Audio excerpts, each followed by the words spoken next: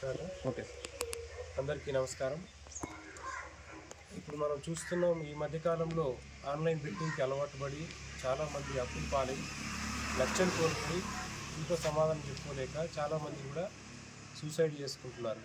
కాబట్టి ఈ నేపథ్యంలో ఈరోజు ఐపీఎల్ స్టార్ట్ అవుతుంది. తనకల్లు మండల పరిధిలో ఎవరు కూడా బెట్టింగ్ జోన్లకు వెళ్లకుండా అందరూ కూడా మంచి పద్ధతిగా జీవిస్తూ ఉండాలని చెప్పి, అదేవిధంగా ఎవరైనా బెట్టింగ్కు పాల్పడితే దాని సమాచారం పోలీసు వారికి తెలియజేసి దాన్ని నిర్మూలించే క్రమంలో మీరు కూడా భాగస్వాములు కావాలని చెప్పి కోరుకుంటున్నాం. Thank you.